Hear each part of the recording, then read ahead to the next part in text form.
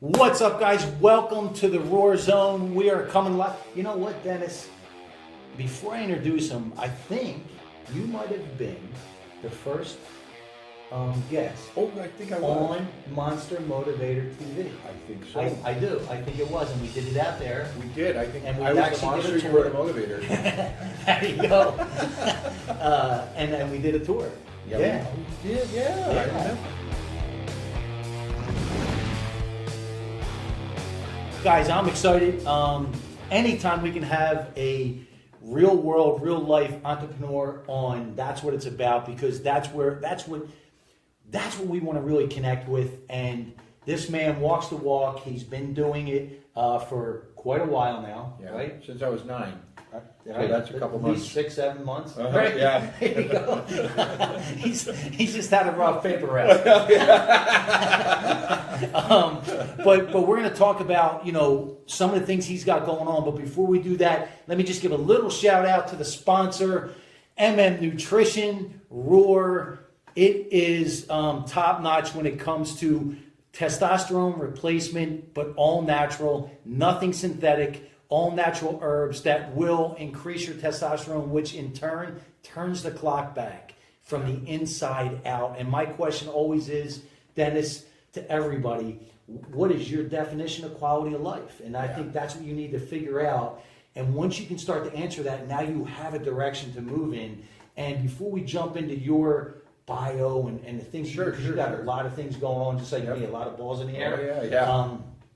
Yes, and you might even throw your feet in there. Oh, as well. you got it, yeah. I want to share with you your journey, man. Sure. Talking about Well, before you get away building from your lean muscle. sponsor, Yeah. I'm doing a 90-day challenge. You with are. Too, so let's bring that up too. So later. it's been 3 weeks. Yeah, I believe so. 3 weeks. Yeah. So how you feeling? I feel great. Okay. I feel great. What are you feeling?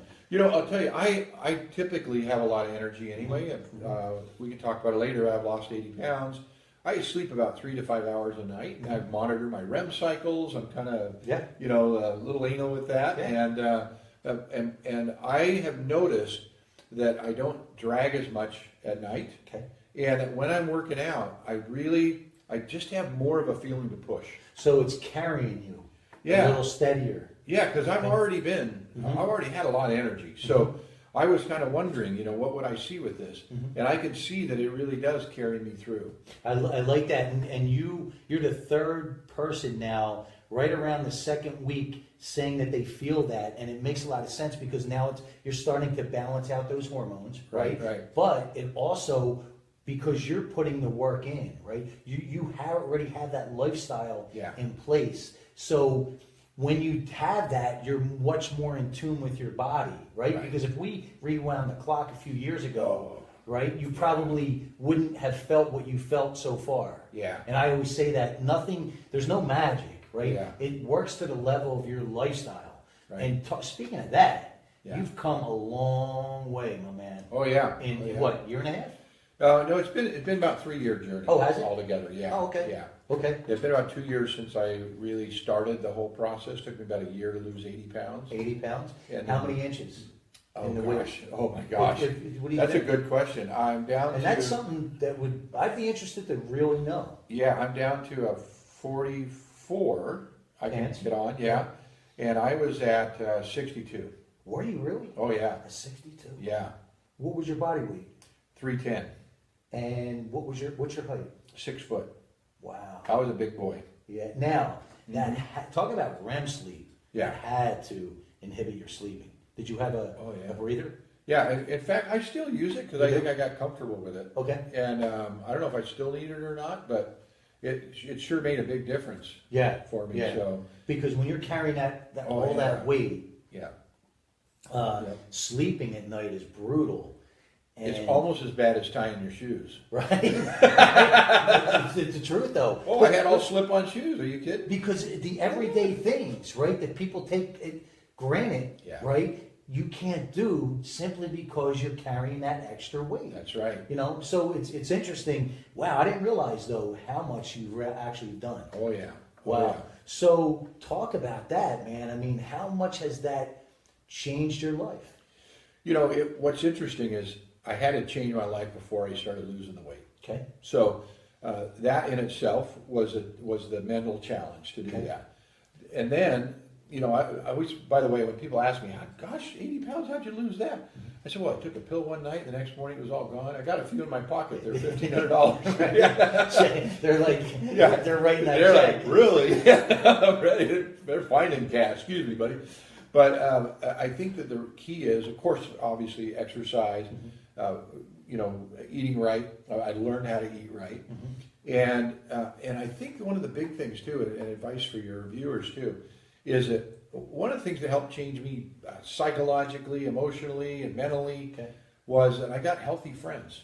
That was really a big deal for me. I'm a little bit social, and a little bit rock and roll. I think is that a song? That's for my friend Nathan Osmond there, for his aunt and uncle. Anyway, so with healthy friends, if you and I were both overweight and unhealthy, which we're not, we're both pretty buff guys now, and I just hide a little bit of mine still. But the process of going, if you and I were unhealthy, but we said, hey, let's be buddies, you know, let's be accountability buddies, and we go to the gym, and after we've gone like 3 times, we're like, I think we deserve a burger and a shake afterward. Right. We'll be like, yeah, okay, right? Yeah. But if you got healthy friends, they're going to go, no, man, I don't want that. No, you know? You're going to move us back. Yeah, exactly. So what happened was there was a process, and so I was spin class was my big deal. I loved it. Yeah, like I really got into it. So I was the old fat guy in spin class, and people didn't talk to me. And I thought, okay, it's fine, no biggie, right? Because they look, you know, they're looking good, right? They can actually ride these things. And I thought it was because of how I looked. Psychologically, is what I thought, right? But really, what I found out later, once I was there about 6 months, started losing a little weight, and everybody saw that I was regular and committed. Then they did not talk to me because I was the old fat guy in class. It was that most old fat guys in class don't last long. Right. So why invest the time to get to know them? They were expecting you just to bail out. Yeah. So once they saw I was steady, then it was like, hey, what's your name? What do you do? Yeah. You know, then it really started going good. You know, like, you know, hey, do you sign up for that 5K? Or, hey, we're doing a mud run as a group. Oh, gosh, that's a story. You know, the first mud run I did, I had lost only about 20, 30 pounds. So I was still a real big boy. But this entire group was a small gym. It's not around anymore. But a bunch of them wanted to go. I think there were about 25 of us. And we ran as a group. Now, they all agreed to wait at every challenge until I got there. Well, let me ask you this. Would you have done it without them? No, I think at that point, no. Right? Yeah, no. But how important, see? Yeah. The environment. I figured they'd all be gone, and I'd be the last guy through, right? They waited for me at every challenge. We had 2 guys. There's a picture of 2 of them trying to push me up a hill while I'm running. It's great, all covered in mud, you know. And but they waited at each one, and when we got done, we showered together, you know, with your suits on, you know, your shorts on. We walked through the thing. Yeah. And I'll tell you, I will never forget that. And truly, in my heart, I won't ever gain that weight back because of what they did. I feel like I owe them because they put off. They invested in you. Yeah. That was huge. But if we go back a little bit, right? Yep. Here's one of the things I want to point out with that story that I think needs to be said and understood is you came in, you perceived it to be something, right? Realized that it wasn't, but you were able to weather the storm, right? Yes, that's the key. And here's the other thing is Dennis. As I always say this, Dennis, I don't make the rules, you don't make the rules. Life makes the rules, right? Yeah. And life says it's pretty simple. Not always easy, but pretty simple. You have to earn it. Yeah. So without realizing it, what life was saying is, are you willing to earn their attention, their respect? Oh, yeah. And so I think it's interesting, right? Where we can get these golden nuggets with that is you were willing to earn it, whether you realize it or not, right? Yeah, that's true. But more importantly, what I think too is you were open. You weren't closed off at that 6-month period, meaning a chip on your shoulder. Right. You know, they didn't want to talk to me. Yeah. You were still open.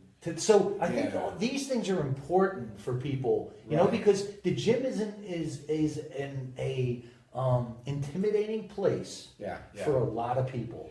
and it keeps them away. So, And I think now during those 6 months, when you mentioned that, I did do some reaching out to some of them too. But I also didn't want to impose myself or anything like that. Yeah, whenever you saw the opportunity. Yeah, well, hey, what do you do? Blah, blah, blah. Just ask them questions about themselves.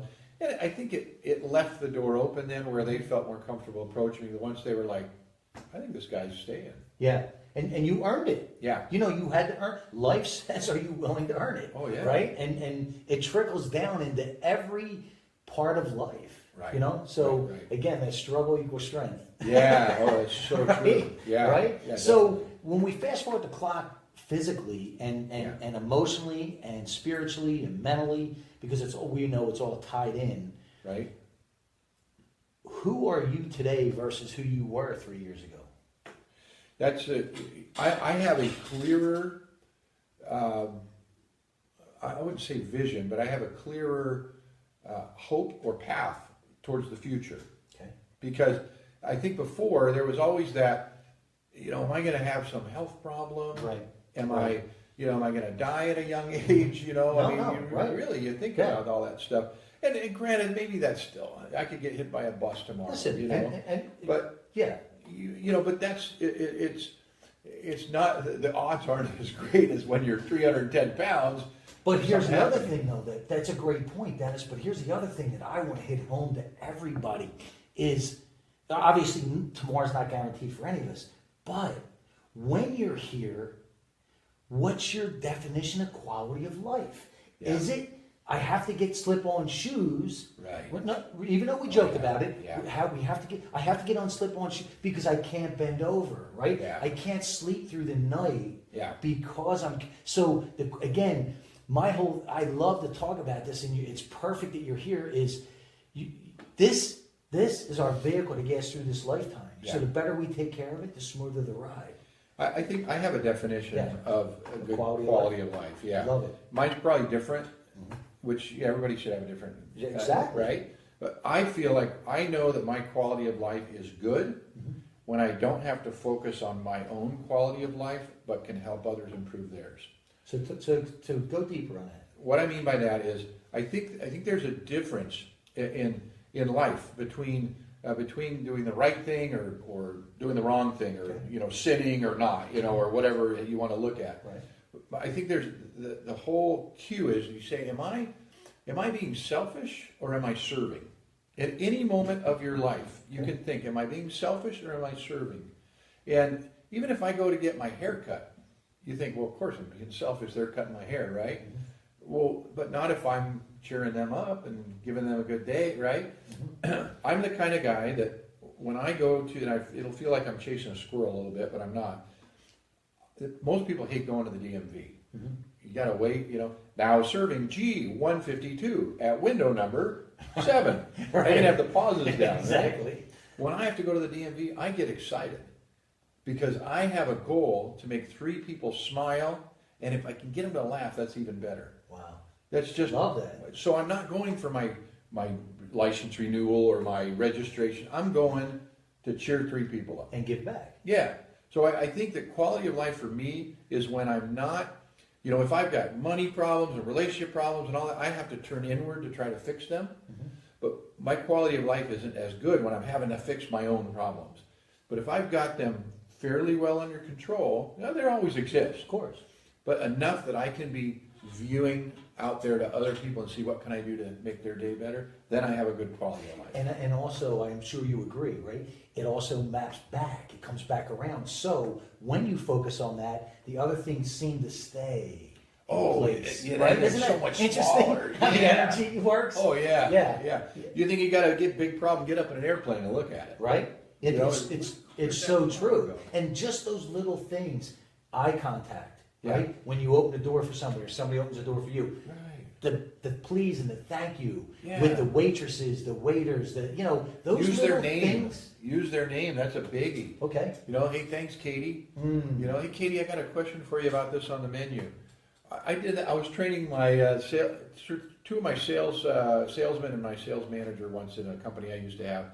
And I said, just watch this. I was trying to get them to use people's names. It's a brand new restaurant. I still remember the lady's name was Amy, only because I've told the story a few times. Yeah. And it was a Chinese restaurant, and I used her name a lot. Hey, Amy, he had a question about your such and such, and I just used her name a bunch with being friendly. We put in our order. She brought out 3 appetizers that we didn't order. She said, I just thought you guys might like these. These are my favorite.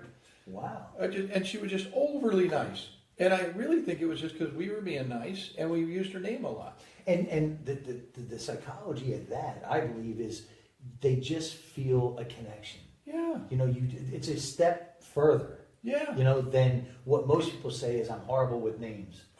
But I'm Don't good with label faces. yourself. Yeah. I'm good with faces. Right, yeah. Right? Yeah. Well, especially people work somewhere, they've got a name tag on Right. it. And what I love doing is like if I walk into a restaurant, I'll catch the hostess's name, and even if she's busy or something, I'll go sit at my table. I'll still try to remember it, so that as we leave, when she's turned around and I can't see her name tag, I'll go, "Thanks, Nancy." Yeah. They'll look at you like, "Is my neighbor here?" But it's such a connection. Oh yeah. And it feels so good for people. Yeah. Right? But in return, obviously, it makes you feel good. So It comes back at you. It does, doesn't it? It's a boomerang. In fact, my bit of advice the other day Yeah. was, I didn't give you all my bio stuff here, but I do a bit of advice. If you go to abitofadvice.org, you'll go to the Facebook page. You got 100,000 people or more like that page. But I did one the other day called Medium or Large is the New Medium. And I went and I ordered one of the juice places. I think it was, anyway, the new name of a new place. So you got a smoothie, you mean? Yeah, well, I got carrot juice. Okay. By the way, this is a great recipe. Carrot juice with half an apple and a few pieces of frozen pineapple. Pow! Good stuff. Oh, that's a great mix, yeah. So I ordered it. This gal's name was Jessie. She had a big smile on her face. You could tell she enjoyed working there. And I told her that. I said, you got a great smile. I said, you got a happy spirit. You know, and I ordered a medium. And she was like, oh, thank you. And, you know, he did a nice job, and she brought me a large. Wow. And I said, you know, I mean, I didn't need a large, but she was just a way of saying, thank you for being nice to me. Yeah, it's a boomerang. Oh, my goodness. Isn't it? It's such a boomerang. It's so, and I think when people can grasp that, especially when you have what you consider in your own world, like I had today, it was a struggle, man, today. Today was a test. I call those appreciation days. Because it helps you appreciate all the days that everything else feels okay. Man. Right? And then the other thing it does is, and I don't want to get too much into the story, but we're still waiting for things, but woke up this morning, got some news from my accountant and said, hey, if this deal goes through, in order for this deal to go through, you might be $20,000 out of pocket. Okay, and that was a surprise. Right? Yeah. And then, or you can do it this way, and you're going to pay double over time. So both were not the best news, right? Right. And in order for that to move forward, and I'm being real broad here, but in order for the deal to move forward, I had to go one or the other. So, well, I love motion therapy, man. I get in my truck and I drive. That's good. And I love motion therapy or the treadmill or walking my dog. Yeah. It's for me, it's freeing, right? So I get in my truck and I head to a job, one of my fire restoration jobs, and I'm thinking all day, man, all day. I mean, intense. And something popped, right? Actually, let me back up. I stopped myself from the intensity and said, what do I need to do to let some things flow? So I reached out to a real good friend, and she's very, very spiritual. She sent me some things. I parked in the park up in Riverside, let it flow, got to my home office, and said, wait a minute, why not this? There you go. Right? Yeah. Now, it's not done yet, but it certainly looks like the other two options. I don't need to go down that road. We're crossing our fingers. We're knocking on wood. Even though I'm spiritual, I'm still knocking on wood. Doing everything. Listen, I'm doing everything, right? Cross your fingers while you're praying. But now, what I love about this, if it can go through, it reinforces to me, just stay the course. Stay open. And let it flow instead of that forceful thing. So anyway, I know we're talking about those struggle days, and you call it the appreciation days. Yep.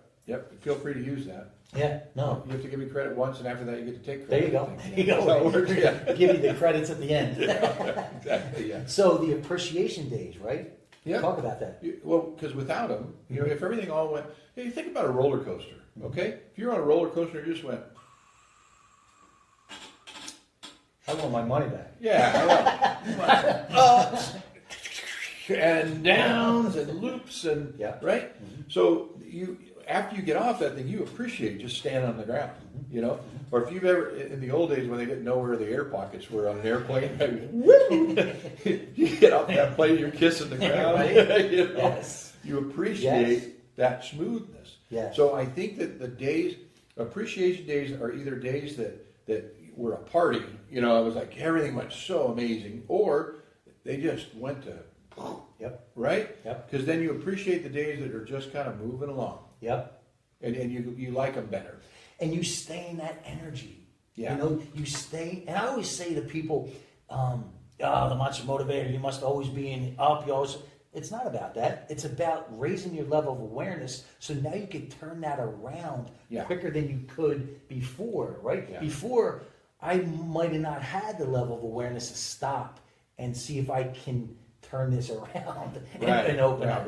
Right? Yeah, I want to share a couple things, but can I give a little of my background first so absolutely. that they know who's this dude sharing this stuff? Okay. Yeah. We're only 15 minutes in, right? Yeah, we're good. Who cares who this guy is? Anyway, so, built businesses since I was 9 years old. I built some multi-million-dollar corporations. I've crashed some others to the ground at raging speeds. And mostly in the medical and the high-tech industries. My bigger companies were. I run a nonprofit organization now called the Yes Place, the Young Entrepreneur Success Place. We help youth start their own businesses. And we do so through seminars, one-on-one mentoring, through classes, and through radio and television shows. In fact, we're in one of the studios right now. I also do coaching with CEOs and business owners, help them with their business if they want to grow, get that from that $5 million mark to the $10 million mark or more. Help them boost that up. I'm starting a couple new businesses. I'm an international keynote speaker. I'm working on book 5 and 6. And by the way, I got to tell you the personal stuff too, right? 6 kids. My wife has 7 because she counts me. And I've got grandkid 9 and 10 are in ovens right now, due in October and December. Really? Oh yeah. So I stay pretty busy. But in speaking, I'm one who really studies the science of speaking. So the words that you use, the body language that you use, and I've really become an expert in neurolinguistics and body language. Okay. And I even accidentally became an internationally board certified clinical hypnotherapist as well. I've practiced saying it that fast. And so I'm actually certified to use certain types of therapy to help my business owners when I'm working with them. And so I bring all that up because I want to share a couple of tips for people too that are going to be having one of those days. Okay. I do work with a lot of folks. I'm starting another new business called Mind Massage Spas, where we combine massage therapy with mental visualization and aromatherapy, so you get a really good outcome. Waiting for the city to finish the business license thing, and we're all set up, ready to go. Oh yeah, that's it. Appreciation week or month. Yeah, right. In that area, and a couple other businesses I'm starting too. But the key is, if you're having one of those really bad days, or I do work with a family who, mostly I work with business people, but I have a family who the father passed away at a young age. Okay. And so I'm working with the whole family. I'm a volunteer chaplain at Loma Linda Hospital over here. And so I do help with that level of stuff too. So I want to share a point. I kind of brought all that in to share this one point. If you have a real reason to be depressed, then I'm just sharing this free to everybody, okay? It really has been helping a lot of my clients. Is if you do have some major stuff that you've got to deal with it. But it's kind of like if you get hit in the head with a baseball, what happens? It swells up, right? And then eventually it'll go back down. But if you got a helmet on and you get hit and it tries to swell, and then it can't, and then you move around a little bit, it swells again. It never really gets to swell because it doesn't get that room to expand. Mm-hmm. So if you have some depression you're dealing with or something that's freaking you out, then you need to take some time, actually set a timer. 20 minutes, an hour, 10 minutes, whatever you feel you need. Crawl under your covers, get in the fetal position if you have to, cry it out, scream it out, whatever. But when that alarm goes off, then start coming out of it. And if you need to do that once a day or once a week or whatever, I'd like to call that your swell time. Okay. You allow your emotions to swell so that they can fix themselves. Okay. So I just wanted to go there. For some reason I felt like I... No, I love that, because I always talk about when you're in your funk. Yeah.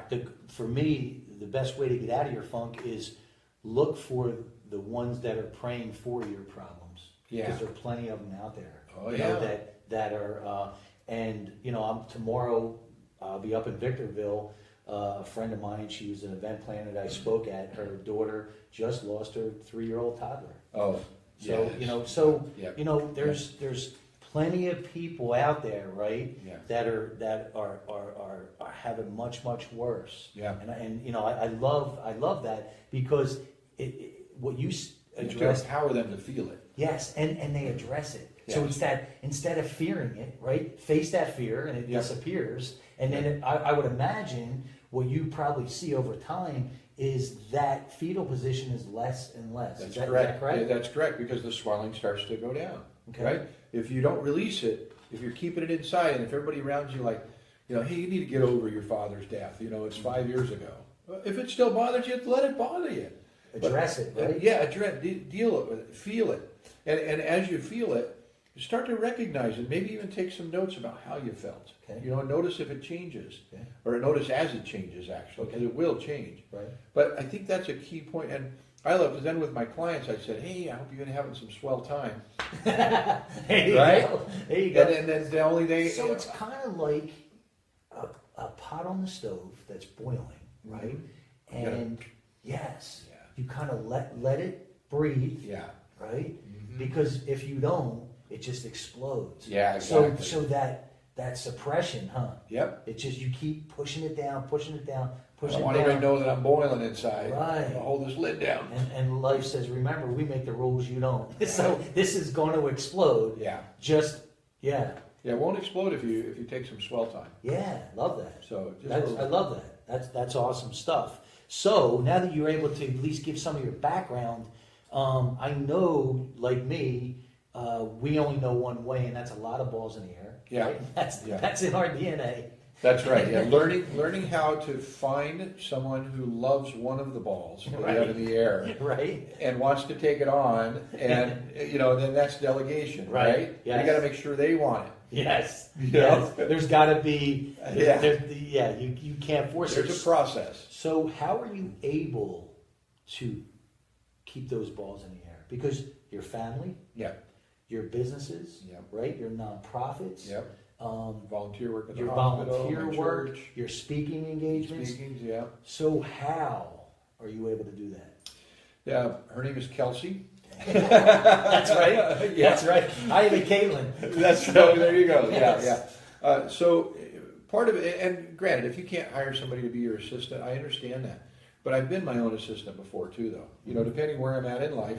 So actually mapping stuff out. You know, you can have a dream, okay, and you can turn it into a goal. Mm-hmm. And the way you do that, by the way, a goal is merely a dream with a deadline, right? Then you take your dream, you break it into some measurable goals, okay, or some milestones, I like to call them, right?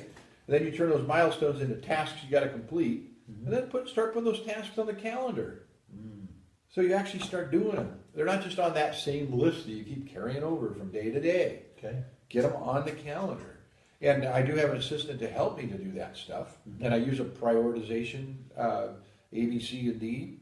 And whenever I share this with my clients, they always go, "Let me see your calendar. Am I a A or well, you're a B?" But that's okay. Most everybody's a B. The governor would be an A. I don't have a lot of A's on my calendar. Yeah.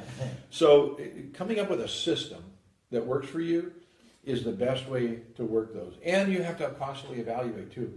Am I really getting something out of this? Right. You know, you go to a networking group for a while and you're not getting any business out of it. and you're not seeing it happen, not after 2 weeks. No. But give it a chance. You make that decision. Right? Yeah, you got to figure out what to pull out. Every time you have something new, you got to decide what are you going to move out of the bucket to fit it in. And how important is it to have that system, but always be flexible? Because as an entrepreneur, we're really firing. Right. We're constantly putting out fires. Yeah. Right? And you could wake up tomorrow morning with your whole agenda and that thing's flipped upside down, turned inside out, and rearranged in a second. Yeah. So, and you have to have a system for that. Okay. So like there are days that something else comes up that I just got to handle. And so now, it's nice as with an assistant. Kelsey, you got to reschedule all my stuff today. If not, you got to do it. Right. You reschedule it yourself. Don't just bail on people. No. And go do your own and I'll apologize later. No. You got to have a system for how you're going to take care of it without damaging your reputation. And why is that? Because it goes back to your original story. Yep. It starts to simmer.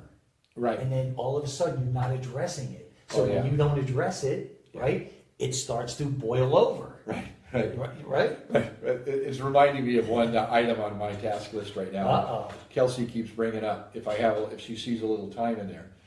I have 5 acres, and my kids are all grown now. So I used to be able to go, "Hey, you guys go out there and drag the ground or do whatever. We got weeds, growing." I got an orchard of like 40 fruit trees and vines and stuff, and I can't. Where are they? The weeds, right? So Kelsey occasionally will go, "Hey, you got a little free time tomorrow afternoon? You might put your property down there, Wow. So you got to be able to fit that stuff in, and when something does get out of hand, like the weeds, right?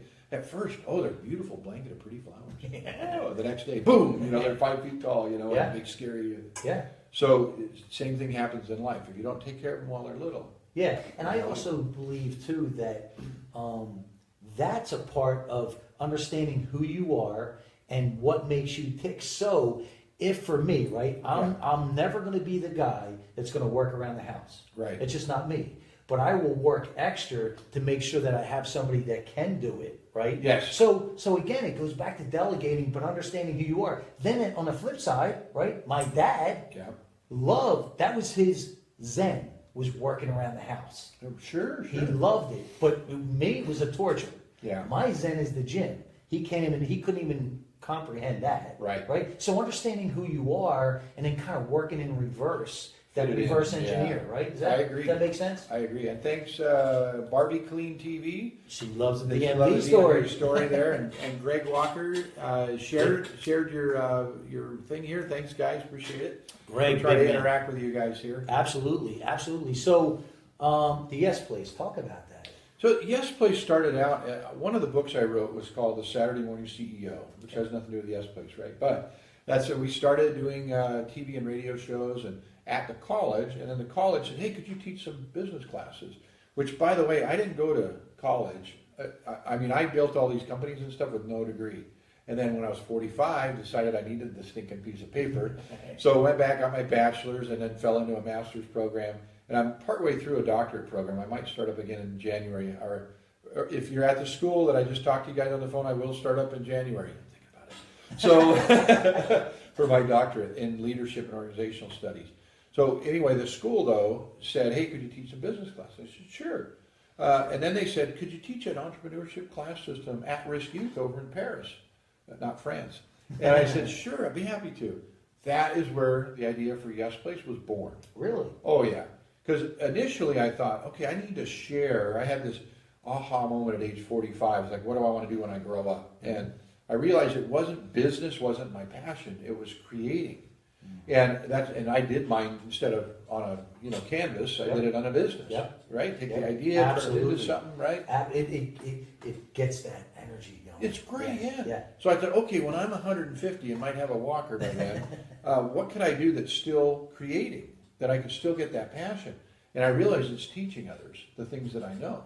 So that's why I went back to school. That's why I started teaching. Okay. So in doing those TV shows and radio shows, it was all to teach, and all my speaking was to teach. But when I started teaching kids, oh my gosh.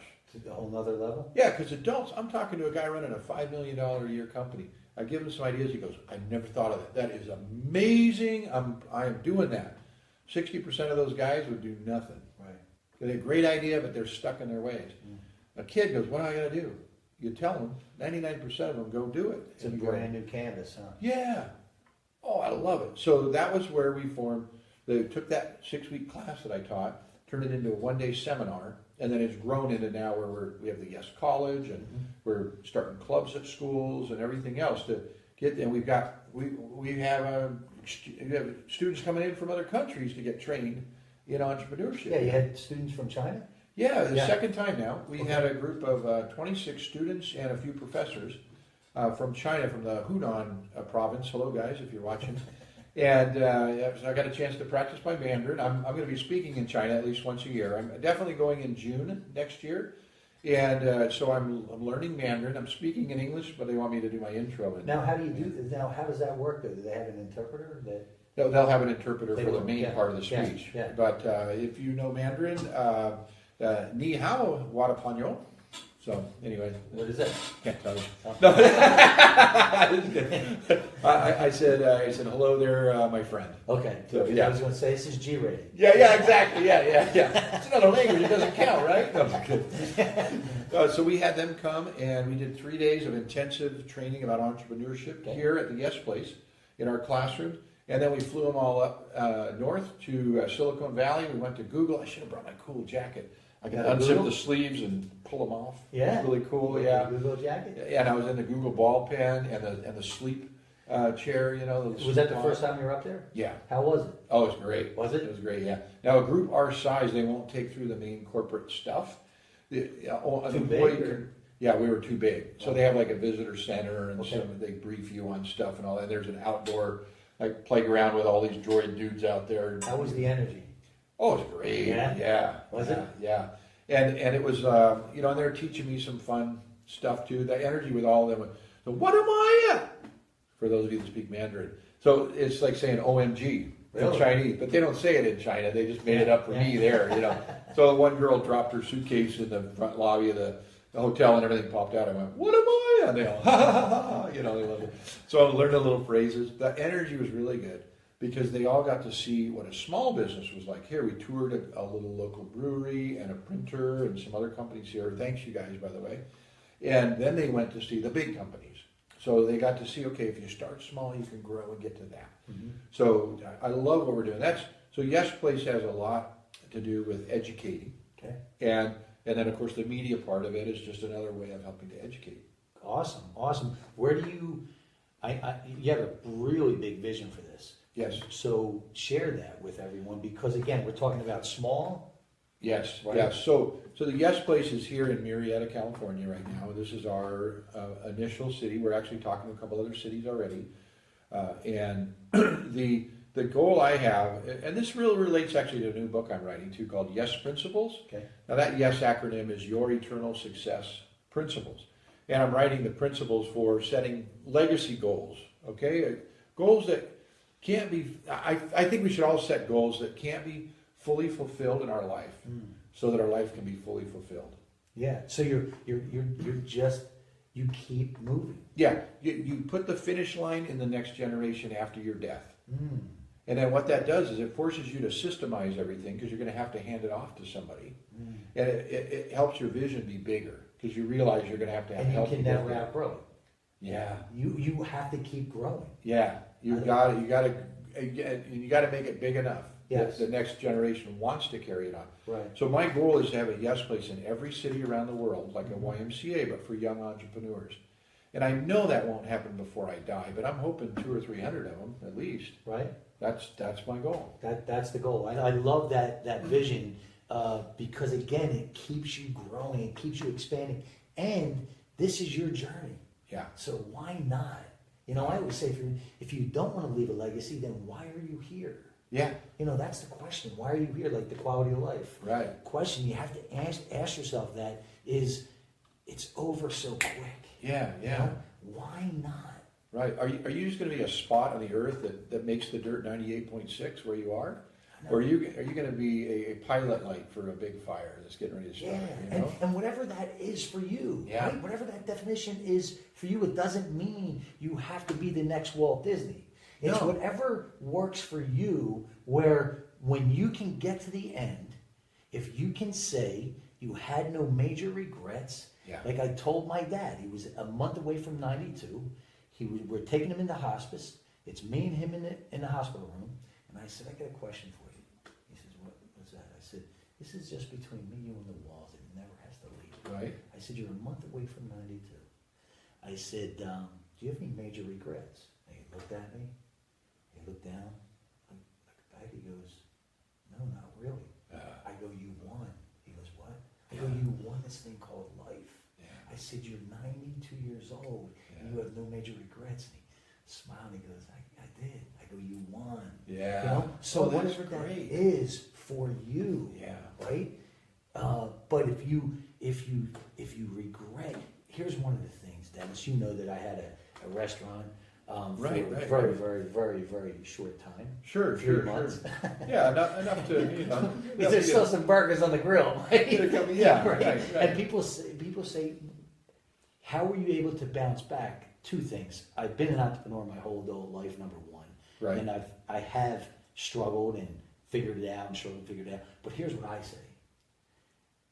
When it doesn't go the way you thought it was going to go, right? You expected it to go, you planned it out. If it didn't go that way, you just step back, look in the mirror and say, if I died today, would I regret not doing it? And if your answer honestly is yes, you won. Now it's time to move on. Yeah, good point. And that's what I do.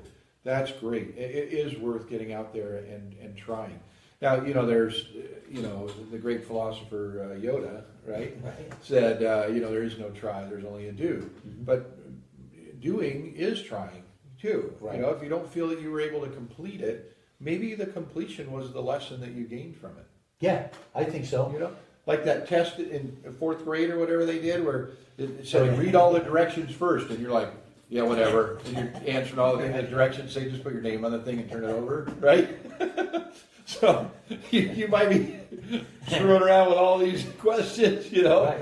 What's the color of the back of the whatever? Oh, I don't know, you know. Right. But you learn something in that process. I love that. So then you really never failed. And I think it's very important for people, when you throw the word try in there, I believe it's very important that you're honest with yourself. And if you can literally look yourself in the mirror at the end of that journey, at the end of that window, and you gave it everything you had, then you can move on. But if you can't say that, that's where I think that's something you have to address, because I believe that a lot of times trying is failing with honor. Yeah. Oh, I tried. Oh, yeah. Oh, I tried. So I think there's a fine line between that. I don't know your thoughts on that. No, I agree with you. In fact, a good friend of mine, Larry Broughton, I'll mention, he owns the Broughton hotels, and so he's got hotels all over the place. And he's a former special forces guy, and he's a speaker, a good friend of mine. Awesome. Speaks at the Pentagon and all these different companies. One thing he always says is there isn't anything as winning and losing. Okay. There's winning and learning. So we either win or we learn. And I think if you have that concept, that you know you're not going to lose anything. If something happens and you felt you lost and you moved on and you didn't learn anything, then guess what? It's probably going to repeat itself. Because I think life gives you an opportunity to learn it. Classroom again. Yeah, you want to learn it, right? Yeah.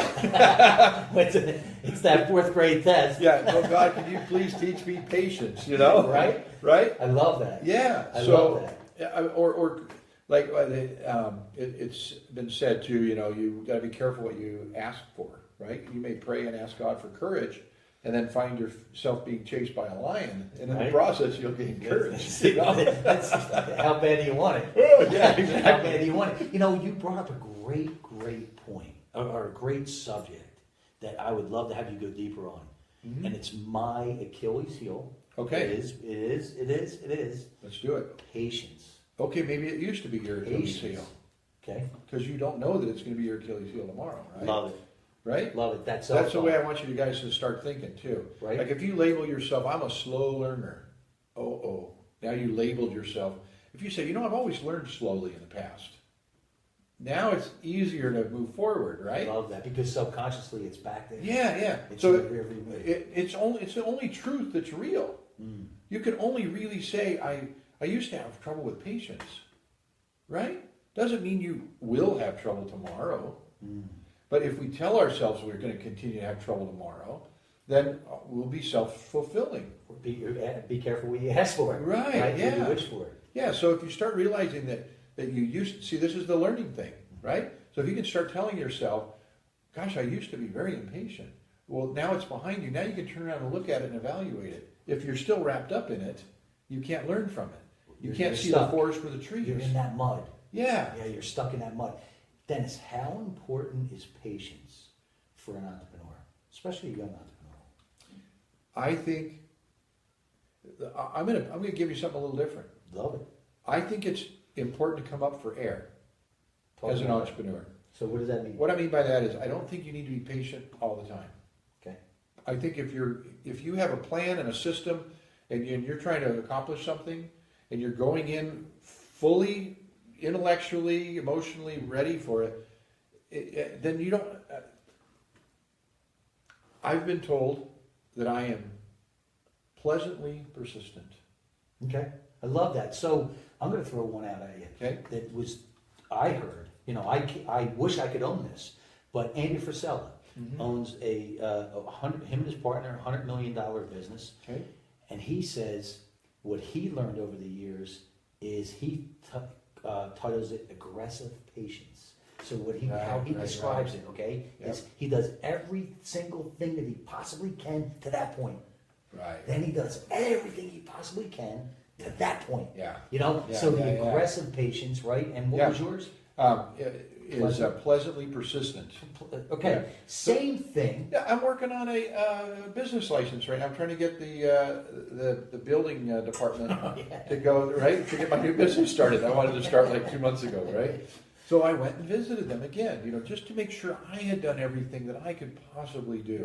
Right. I didn't yell at them. I didn't, I complimented them on a few things and thanked them for helping me. And, instead of going, Yep. Y'all got to get this business open. But that stops that flow. Yeah. It stops the flow. And so aggressive patience or pleasantly persistent. Yep. Whatever really works for on your DNA. Right. Just keep moving forward. Yeah. And then all of a sudden it's going to flow. But what'll be interesting is when you look back 6 months from now, a year from now, whatever that is, you're going to be like, oh, that's why it worked out this time, right? Yeah. How many times does that happen? Oh, so many times. Right? So many times. Yes. Because I'm in the same boat, right? Where I was expecting to launch some things 3 weeks ago. Yeah. And then this morning it looked like it might be now 2 more months. Yeah. But if this other thing goes through, it will be next week. So, again, it's, and then when we look back, oh, that's why. Right. Those things, those people, those circumstances had to still line up. Yeah. My daughter-in-law just moved here from Texas, my son and daughter-in-law, and she's expecting, and she's due next month. Well, she's been freaking out, and she didn't tell me about it until just like last week. But she couldn't get she couldn't get a doctor to take her because she's so far along in her pregnancy. Oh, a doctor here? Here, yeah, because she was seeing one in Texas, yeah. Because she's so far along? Because she's far along, and so she's due next month. And they're like, because they're probably, thinking I'm losing out on all the money I would have made out of prenatal or whatever. So she got frustrated enough that she called her father-in-law, because I had 15 years, I worked in surgery, and I worked with a lot of doctors and all that. Do you know any blah, blah, blah, Like, oh my gosh, I've got a buddy of mine, Dr. Tuggle. I worked with him in the Air Force, and then we both got out, and I worked with him in a private hospital, and we've done some serious emergencies together, and he's really good. He's probably in his late 60s, 70s now, and I called him up and said, hey, you still practicing? He goes, yeah, I'm still practicing, Yeah. And so he said, yeah, I'll see your daughter. Yeah, your daughter-in-law, that's fine. So it's kind of the same thing. She's been struggling, but maybe for a reason. Now she's going to a family friend that's going to take really good care of her, that delivered my youngest boy, So it's interesting, and she took the action. And then it becomes magical. So where did it all start with what you have going on now with the spa, with the whole therapy? Yeah, that's intriguing because I needed another business like I needed a hole in the head, right? Your wife is like, She reminds me, yeah. and she's gonna give you a hole in the head. Yeah, to exactly. Keep it up, right? Exactly, yeah. So I in understanding, when that perfect storm hits, though, you go, I got to do this. Yes. Right. Yep. So first of all, becoming a hypnotherapist, a clinical hypnotherapist, I thought hypnotherapy. I'm a religious guy. I thought hypnotherapy was kin to palm reading.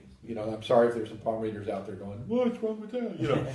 I still think it's weird. But at the time, I thought hypnosis was weird. I said, I don't know what they do. Swinging the watch, stage thing, bark like a dog, Yep. But I thought, I want to learn. So a good friend of mine who I really trust, that I've taken a lot of neurolinguistics courses from, said, "Hey, I'm teaching a hypnosis course." And it was a certification for hypnotherapists, like a 4 or 5 day, 10 hour a day Pretty intense. certification. Yeah, we had to hypnotize each other like 40 times during the course, And I thought, well, let me go. I'll pick up a few things I could use when I speak. Yeah. Well, I was never going to see a client, because that's weird. Yeah. But when I went and I learned that it's all about just relaxing your brain enough and using the right words and the right terminology, I was like, okay, a lot of that I already do because I've been studying that stuff. Yeah. I didn't realize that's what it was. So then I started, I'm thinking, wow, what really happens in your body? Because I worked in surgery for 15, 20 years. I went to physician assistant school, and so all the taught anatomy and physiology in college, and microbiology and pathophysiology. And I thought, okay, what's going on? So I put a little EEG, on my head or on my client's head. I started seeing clients, and they're amazing results. And I see the alpha and beta waves shift. And the alpha wave means that your subconscious mind is more active. Okay. And we receive stuff better when that happens. I'll prove it to you. And you guys that are watching too. And we're in a state of alpha, an alpha state or a hypnosis state when we're obviously under clinical hypnotherapy. Also when we're in deep prayer or meditation, when we're almost asleep at night, and when we're relaxed on the couch watching television. And that's how we remember those jingles from the TV commercials without ever practicing them. Wow. It's because they go straight into your subconscious. Okay. So that's what all hypnosis is finding out, like, if I were to find out what is it you're trying to tell yourself. And it's just your conscious mind's being a filter, like, no. Everybody's been to those, or a lot of people have been to those seminars, where you go and they tell you the I am statements, the positive self-talk, which I believe in. Right. But they tell you to do it at the wrong time. They say, get up in the morning, stand in front of the mirror, and say, I am gorgeous, I am handsome, I am successful. What happens is our conscious mind, because we're in a beta state in front of the mirror with all the activity going on and thinking about your day, it says, okay, you might be gorgeous, except for that spot on your face that you hated since third grade. You're full of it. Yeah, right. Yeah. It's trying to protect you. Right. It has good intentions, right? But the best time to give yourself those I am statements is when you're almost asleep at night. Repeat those in your head. That's when it really goes into your subconscious and you start believing it. I love that, because then now we're working on what I love to talk about and share is your self-image, right? Oh, because you can build it up, you can tear it down, but you can't outperform it. Yeah. So So I'm still answering your question, though. So I took that, what happens in our brain, and as I was reading and studying, I found out that, because in hypnosis we're like, oh, your forehead's relaxing, your eyelids are getting heavy, your neck is relaxing, the muscles feel like butter and they're just melting, right? And your back and all this stuff. Okay, wake up, 1, 2, 3, wake up. Okay, guys. So as you're being told that, if at the same time you're getting a massage in that same area, now you're getting physical stimulation, mental stimulation through the auditory nerves and all. So your alpha and beta waves even move more, and it's more effective. So it goes deeper. Goes deeper. And if you have the right scent that you're smelling, like for instance, peppermint helps you lose weight. I didn't know that. But we have a certified aromatherapist that we're working with who is helping us with all the different programs we're doing. But the mind massage spa is what you asked about. I've combined these modalities of massage therapy, of hypnotherapy. Everybody hates that word, so we just use mental visualization, which is what it is, or guided meditation. Yeah. If you've ever had a massage and you start thinking, I'm going to remember pick up some milk on the way home, or she's spending a lot of time in that area, I'd really rather have her up here. Should I say something? I wonder how much time's left. Our beta wave's going up, and we're not relaxing. So if you're being guided through a relaxation or through a weight loss mental stimulation, or how to get over anxiety, or how to stop smoking. All those things we're going to have at Mind Massage Spas. Wow. So you go in and you get the aromatherapy, the massage therapy, and the mental visualization, so that you have a huge positive result afterwards. Love that. And it's in a spa setting where there's 30 other people doing hair, and which you wouldn't go there, hair and nails, makeup. So a full spa. All our target audience, 5,000 people a month, go through that so it's place. A full spa. Well, that's not our stuff. Oh. Each of those people have their own suite in that same building. They're going to be, okay. So from a business standpoint, I'm like, okay, all our target market already comes there. Okay, yeah, there's a no-brainer. 5,000 a month come there. Okay. And everybody's into, especially the new generation, into self-care and taking care of control of yourself, right? Which is what this is. So it just seemed like the perfect thing to do. And we want to grow it all over the country. Because I know you want to franchise, correct? We're looking at either franchising, or we might just do the Starbucks model and keep them all corporate. Yeah. Keep them all corporate? A couple of our, I got some shareholders because I had already pre-funded we were just going to do the one and then do the others. And I had, over the course of 2 weeks, I had 3 of my friends tell me, hey, I want in on that new thing you're doing. I said, I don't need any investors. After I told the third person, I went home and went, I just told 3 people to not give me money. Let me rethink this. Yeah. So we have about 18 investors, and that's all getting closed up right now. And so we aren't. Yeah, we're not. They're all the partners, at the beginning. So it's not a continuing investment thing for people. But that way we've got some extra heads in it, and we've got extra dollars if we want to expand a little quicker. Foundation. Yeah. So that's why I started it, because it made sense business-wise. It made sense. It's helping people. Mm-hmm. You get a headache, you can go to a massage therapist, and they say, I'll take care of it. Or you can go to an aromatherapist. Oh, I got an inhaler to help you with your headache. Mm-hmm. Or you can go to a hypnotherapist and say, I'll talk you through your headache. Why not combine all those things together? One-stop shop. Yeah. So you get a powerful thing with that. Love that. So when do you expect, what do you think your ETA is? A month ago. I really think it's about 2 to 3 weeks. Do you? Yeah. Okay. I really do. You're going to have a grand opening? Yeah, we'll have a grand opening. We just joined the Temecula Chamber already for people. So the location's done? Oh, it's all set locked up. in? Yeah, I could show you a little video. It's all... Thank goodness the landlord hasn't been charging us the last few months. Where are you going to be? Well, we're in the Sola Salon Suites, which is on Temecula Parkway in Red Hawk area of Temecula. Mm-hmm. So it's in the the larger, higher priced homes, and it's a perfect area for that. Mm-hmm. And we're in the back left corner, suite number 19. And it's such a great. If you think about it, there's so many great locations in the SoCal area, Orange County. Just so many locations that could really pop up. They're on my map. I'm sure. No. Yeah. It just makes sense. I think we're going to San Diego and Orange County next. Are you? Yeah. I mean, maybe Palm Springs. So. Yeah, and then eventually LA County. Oh yeah, and then all over the country. Yeah. So because it just makes sense. Yeah, it does. It does. A couple of our shareholders were saying, "Let's franchise. I want to be one of your franchisees," and a couple of the others that own a couple franchises are like, "Nah, we probably ought to keep it corporate," And so we'll play with it, but we're definitely going to expand. And if we do franchise, it'll probably just for our existing shareholders. I was going to say you could do it both. Right? Yeah, because exactly. there's companies that do both. Oh yeah. You can do both. But that's pretty cool. Yeah. That's cool. So I'm doing another company too. Oh. I'll just mention it. We're doing a chair massage company too. All right. So we'll go to businesses and events. So we're trying to get in at a local airport. I won't say which one in case somebody else goes and grabs it. But so that's another just side thing. It's not connected to at all. Okay. No. And there's another one too I won't tell you about. But all right, it's coming. Yeah, there's a bunch coming. So. Love it. I love it. And that's what it becomes when you start to move down that path, because there's going to be a lot of people right now going, "Why? How does he do that? How come?" It becomes your oxygen.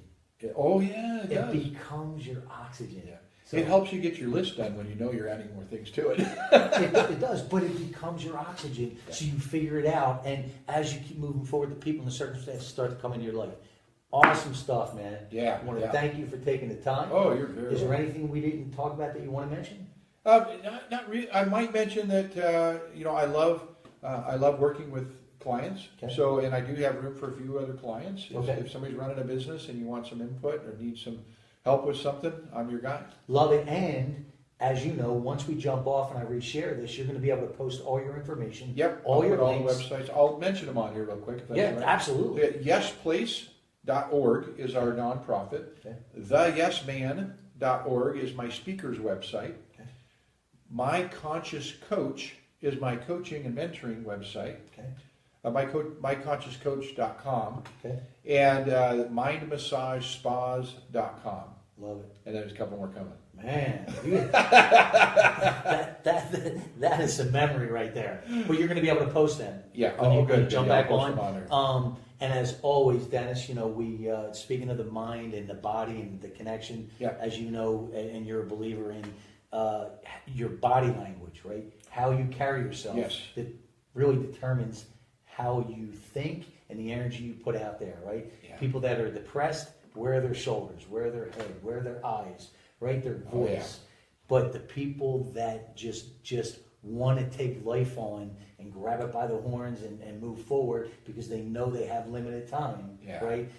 That's what this show's about, and that's where Roar Nation came in, and that's where the Monster Motivator Roar came to. It's life is asking those You gotta do questions, it. right? You gotta do Do you want it. to purr like a kitten or do you want to roar like a lion? Right. For me, there's no second place. I just came up with a new quote. Yeah, Don't fake it till you make it. Take it while you make it. love it, Take it, That's what it's all about, right? take it. Take it, take the hardships, take the good, take the opportunities. Just take it till you make it. Take it while you make it. I love that. So we're going to take this out Monster Motivator style. Let's do that. Yeah, I'm ready for Take this. out. On 3, the Monster Motivator Roar. 1, 2, 3. Ha! We got it. Good job, buddy.